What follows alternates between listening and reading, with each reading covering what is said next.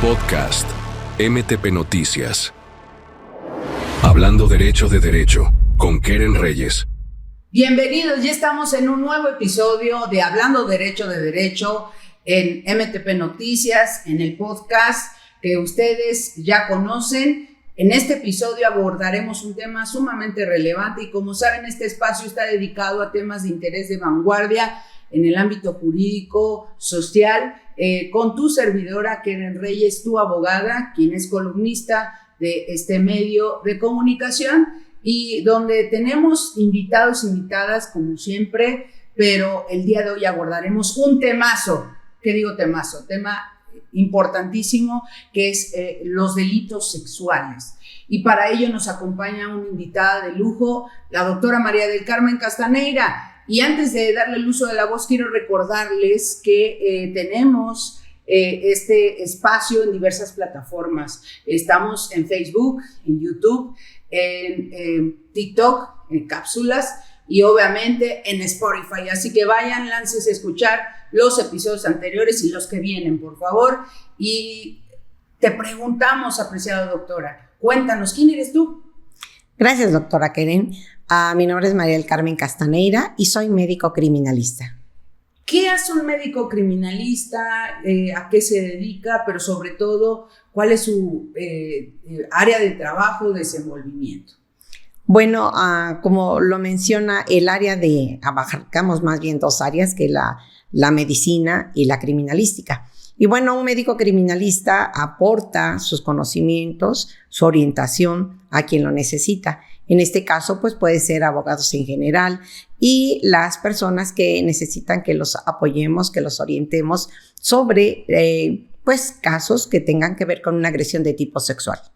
Y justamente nos está mencionando la aportación de conocimientos especializados, en este caso de índole sexual. Y hay que decirlo a nuestros seguidores y seguidoras, la mayoría de delitos de índole sexual no son adecuadamente realizados, no son adecuadamente atendidos, uno, por la parte jurídica, dos, por la parte de investigación y la social, porque es un tema importante que abarca diversas áreas, varias raíces del tema del problema, porque no solamente hay que focalizarlo al tema jurídico o solamente al área social o la sociedad, no, es un completo, y justamente por eso nuestra invitada nos menciona la aportación de esos conocimientos. Y aclarando este tema, los delitos sexuales, no quiero que pensemos que solamente es la violación, ¿verdad, doctora? Hay muchísimos más. ¿Cómo cuáles, apreciada doctora?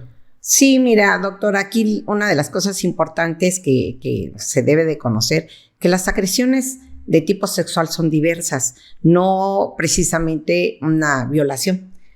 Dentro de esas, datos importantes que podemos proporcionar un médico criminalista a partir de comentar, platicar con una víctima, y porque en muchas ocasiones ellos tampoco están seguros de lo que les sucedió. Entonces, el aportar esos conocimientos es una vez que escuchamos a nuestras víctimas, porque debemos de creer a las víctimas, porque hay que mencionar que tenemos casos donde sí efectivamente han sufrido agresiones de tipo sexual, tocamientos, a lo mejor hasta agresiones verbales, agresiones físicas, que no la relacionan con una agresión de tipo sexual, sin embargo sí lo es. Y precisamente en algunas ocasiones nos hablan de una agresión sexual, pero tampoco lo es.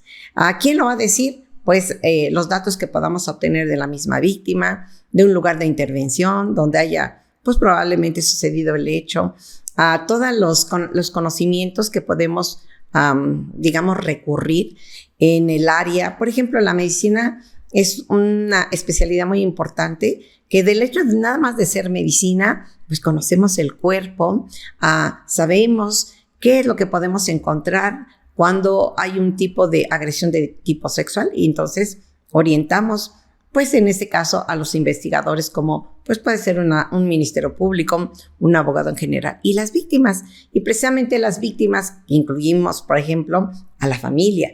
La familia también hay que orientarlo, porque ellos están también sufriendo en este caso con nuestra víctima, ya sea adulta, ya sea menor. En este caso debemos orientar si efectivamente estamos ante un tipo de delito de agresión sexual, porque a lo mejor todos están sufriendo y no es una violación. ¿Quién lo va a decir? Pues el mismo estudio que realicemos, y los estudios los hacemos directamente en el cuerpo, y que está relacionada y asociada con otras especialidades, doctora. En su momento iremos hablando, pero la medicina y la criminalística conjuntamente vamos a proporcionar datos que se obtienen tanto de una revisión, en un análisis, y cómo nosotros comentar, podemos encontrar datos, por supuesto que sí podemos encontrar datos que estén relacionados con esta agresión. La agresión puede ser ocasionada por una persona u otra persona, 2, 3, por supuesto. Hay ocasiones que las personas tienen pena de comentar que fueron agredidas sexualmente, o tampoco saben que es una agresión de tipo sexual porque han sido agredidas psicológicamente.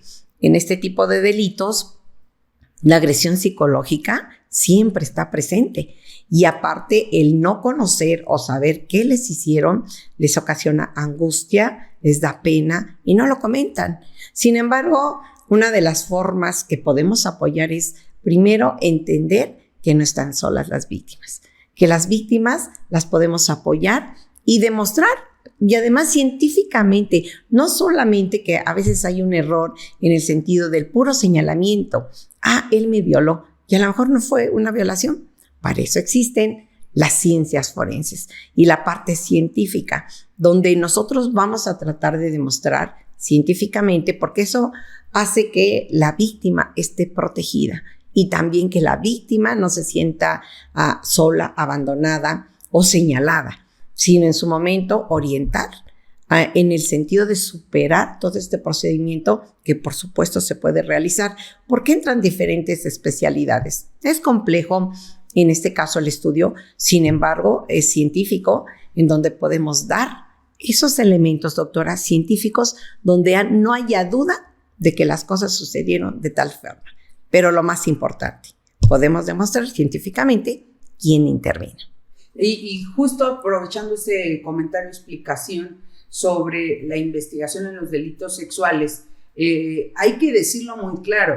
La investigación, no solo de este tema, sino de cualquier delito, no se debe de ver solo lineal el tema jurídico, ¿no? Porque a veces pensamos como abogados o como personas que nos dedicamos al tema del derecho, que, bueno, si no hay una descripción, una conducta que se ajusta a la descripción normativa, entonces no hay delito que perseguir, obviamente, y hasta ahí lo vemos, ¿no? Pero no vemos los otros flancos, entre ellos la investigación en otras áreas. Lo comento porque, como bien decía nuestra invitada, la doctora Carmen, en ocasiones ni siquiera es violación, puede ser otro delito, y eso ¿quién nos lo va a decir? Pues el análisis no solo jurídico, sino también lo que nos dé la investigación, la aportación de las ciencias forenses. Y para ir justamente mencionando este tema, quiero comentarles a nuestros seguidores que hay que identificar primero lo que dice la ley y también con lo que dice la doctora Carmen. La ley en el delito de abuso sexual, recordemos, tanto a nivel federal como local, de manera concreta establece como, por ejemplo, un capítulo dedicado a delitos de índole sexual o delitos contra la libertad, el libre desarrollo de la personalidad, igual en diversos códigos locales penales.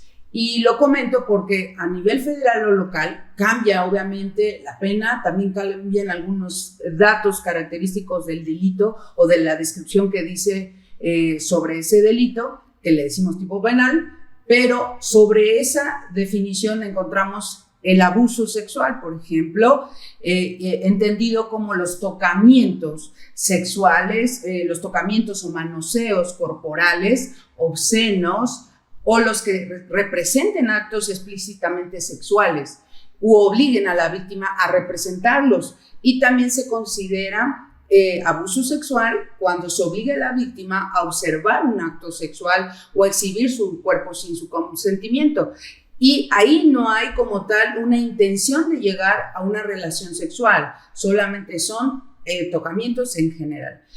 Pero cuando ya pasamos del otro lado de un tocamiento a una ejecución de una relación sexual, ya hablamos de otro delito, que es la violación. En la violación ya hay una relación sexual y nos habla obviamente de 3 elementos principalmente, que la Corte también los ha retomado en diversos criterios, que son obviamente la cópula, que es la introducción del miembro viril o el pene, en este caso a través de vía vaginal, anal o por la boca. El otro elemento que es a la fuerza, por violencia y sin su consentimiento. Son elementos importantes para identificar este delito. Ya ahí hablamos de 2, abuso sexual y violación. Y vamos con otros relacionados con estos temas que algunos códigos lo refieren en delitos sexuales, como es el estupro.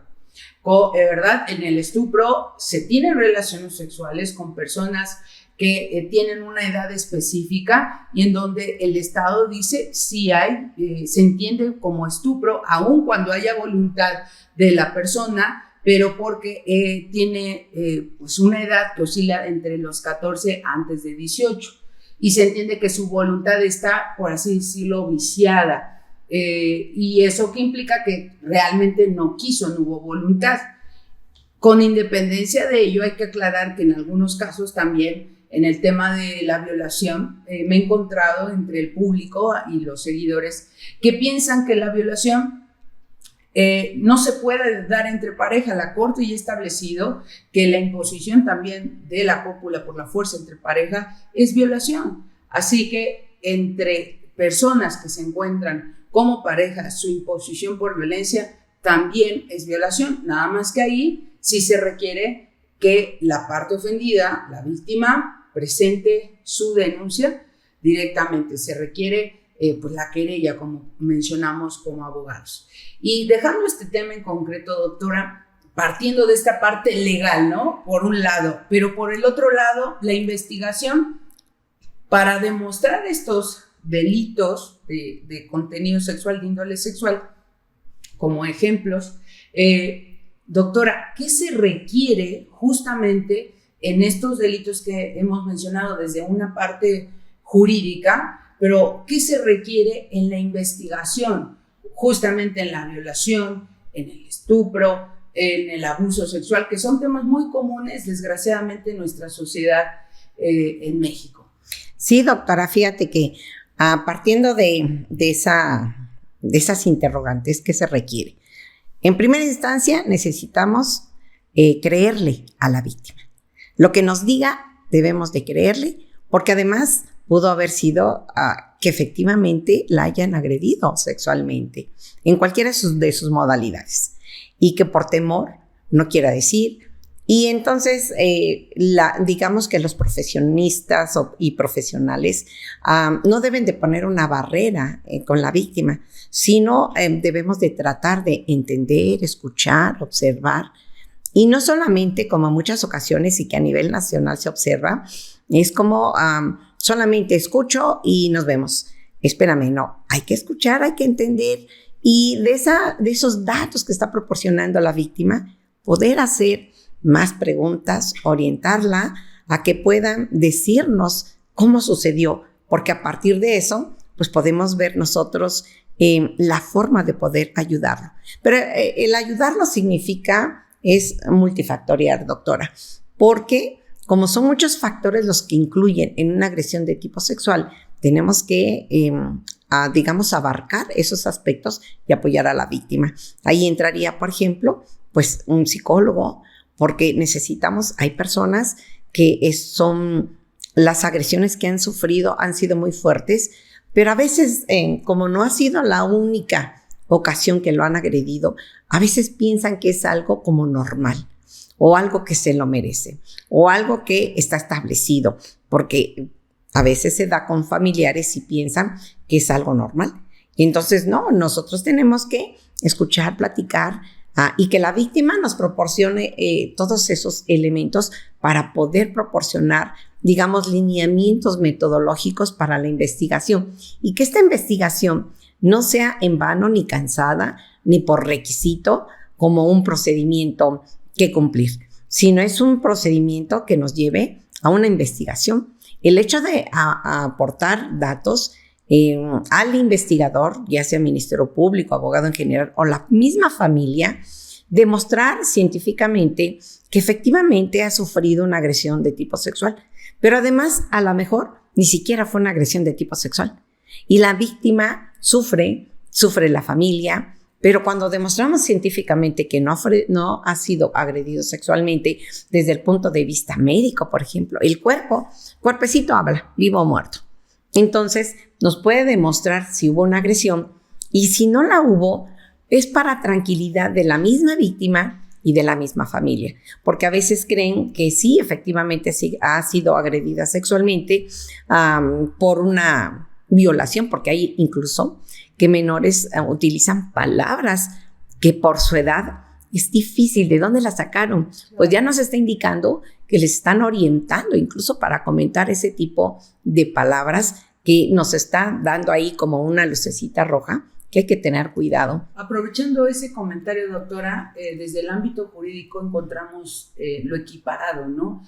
Es decir, la violación equiparada, el que utiliza un instrumento, algún objeto en la vía anal-vaginal, justamente de este comentario que nos haces, que no necesariamente se pueden encontrar registros, indicios de lo que normalmente pensamos que es una violación, ¿no? O sea, se pueden utilizar desgraciadamente diversas formas, objetos para ejecutar este acto. Y aprovechando ese comentario, doctora, la violación se puede presentar también en niños y adolescentes. Claro, fíjate que aquí es un tema, digamos, muy amplio. Complejo no, más bien amplio, que debemos de abordarlo. Porque, por ejemplo, cuando se dan en caso de menores, hay ocasiones que piensan que es porque quiere imponer una fuerza de voluntad ante la víctima. Pero hay ocasiones que el adolescente, por ejemplo, tiene un problema de educación, porque la educación sexual es muy importante abarcarla sin manejar como un pecado, como un delito grave, porque entonces las personitas no te comentan nada.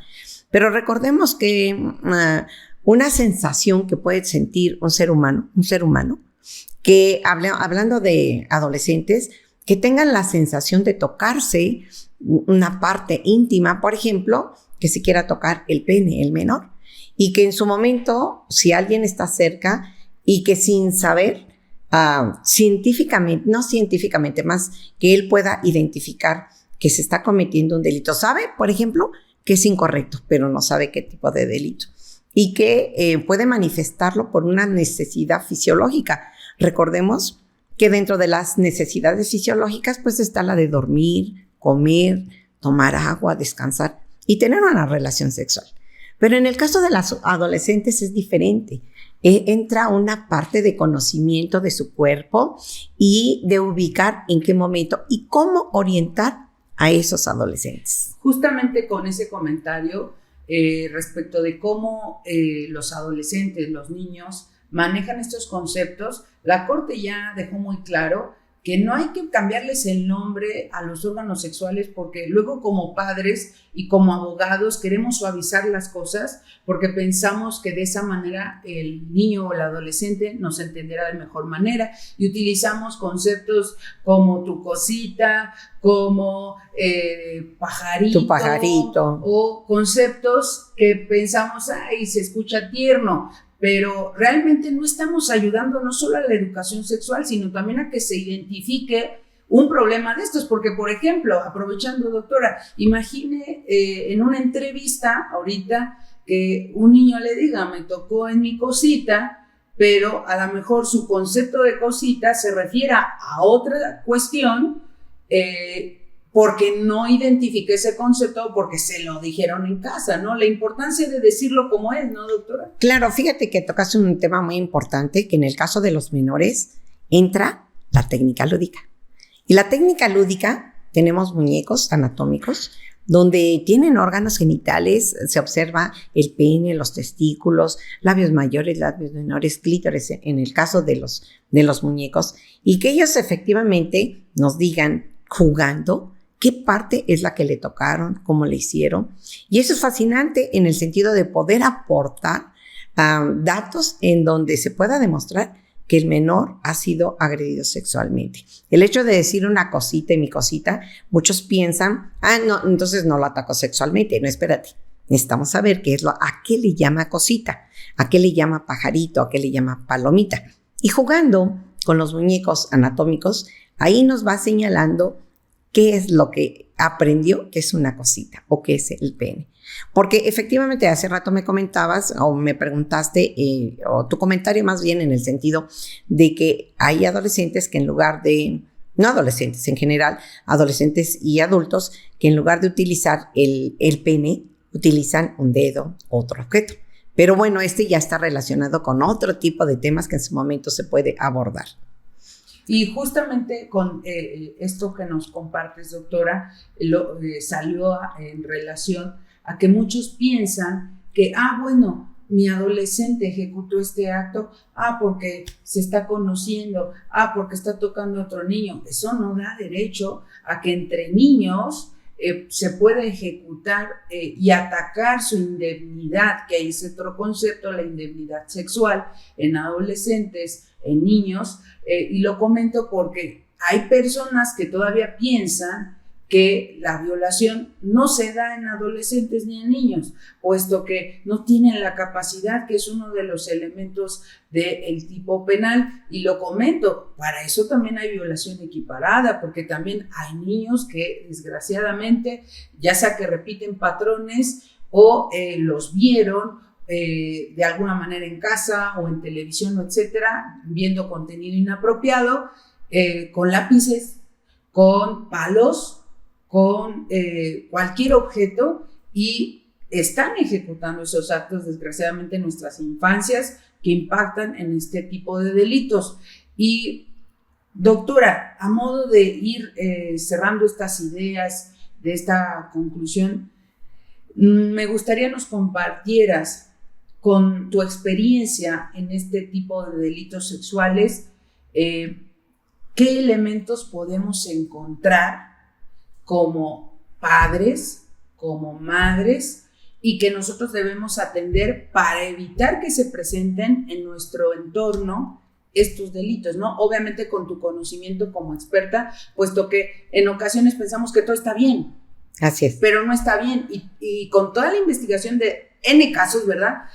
Que no me imagino cuántos, pero ¿cuáles son esos elementos que generalmente están presentes en estos delitos? Ok, fíjate, es un dato muy, muy importante lo que tú me estás pidiendo, pero uno de ellos es la atención que podamos poner los padres cuando un niño nos está hablando. Cuando un niño se está quejando, o la conducta de un menor que siempre va corriendo, que va riendo, y de repente ya no se ríe, está triste, se esconde, o su mirada ya no te ve, o cuando te está viendo y tú volteas a verlo se esconde porque le da pena, o sea, porque no sabe su conducta. La conducta nos está orientando, pero fíjate que hay ocasiones, y hay que decirlo, que hay padres que están en la mesa con sus niños y el niño le está diciendo algo que está relacionado con una agresión, pero la mamá o el papá está con el celular. Claro. O está pensando en todos sus problemas, menos de poner atención en lo que nos está informando, porque casi nos está informando el niño qué le están haciendo. Y lo puede hacer verbalmente, pero lo puede hacer de acuerdo a su conducta. Las conductas, un niño debe de estar contento, alegre, brincar, correr, pero cuando cambia su conducta, principalmente la mirada te va a orientar si algo le pasó. Ellos generalmente se agachan, voltean su vista hacia otra parte cuando están hablando, bajan un poquito la voz, su actitud, incluso su cuerpecito, así como que se quiere esconder.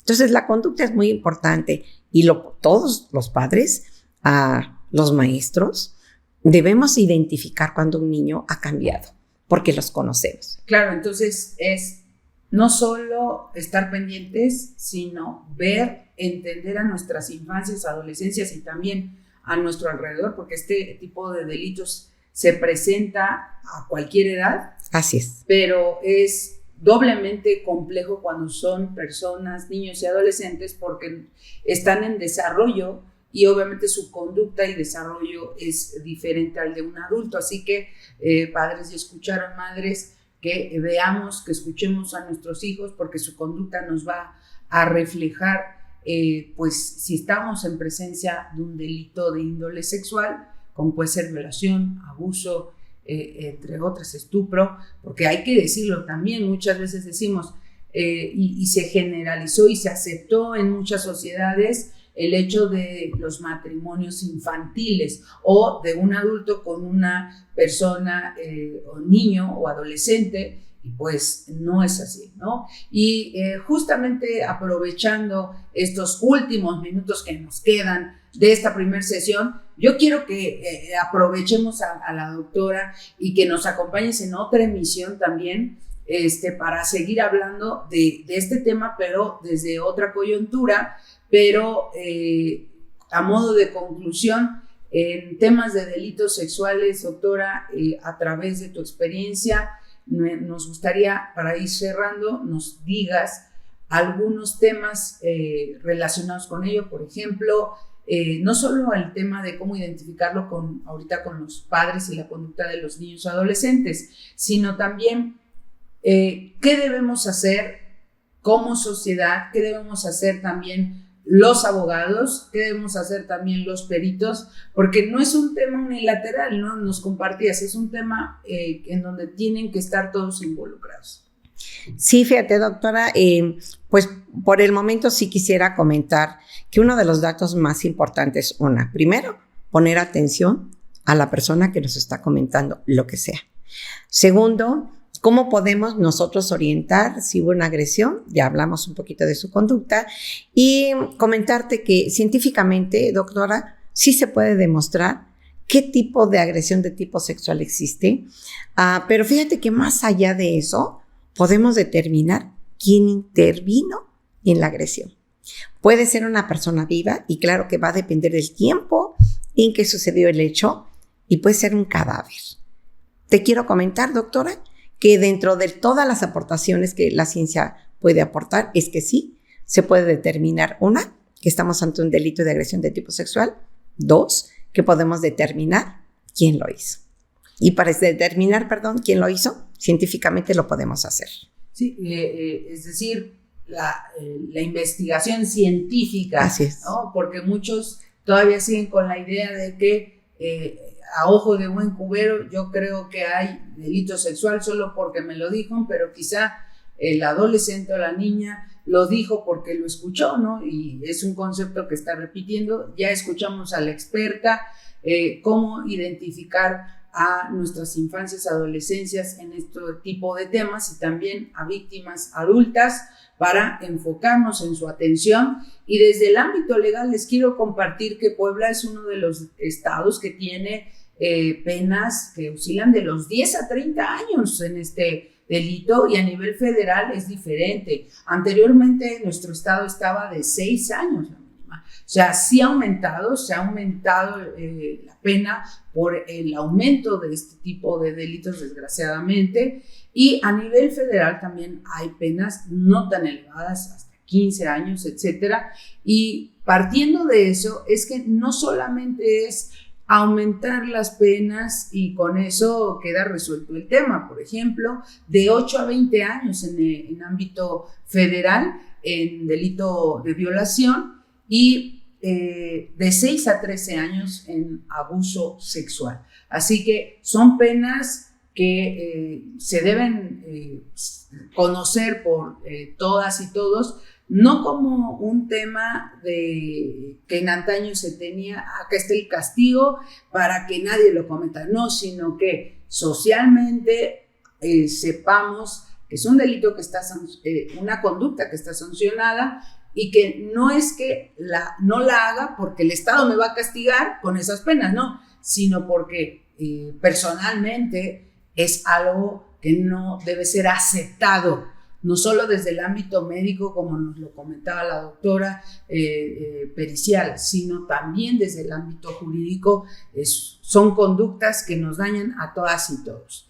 Y bueno, quiero agradecerte, apreciada doctora, ojalá nos acompañes en otra emisión porque hay que explotar tus conocimientos y qué mejor que nos hables en otra emisión también, ¿por qué no?, de cómo es la investigación, qué hacen las autoridades en la investigación de estos delitos para que pues los seguidores sepan cuáles son esos protocolos, cómo se aplican y la ciudadanía también se involucre en conocer la atención. Recuerden que Hablando de Derecho está pendiente, presente en el podcast de MTP Noticias. No se pierdan la siguiente emisión con la doctora María del Carmen Castaneira porque vamos a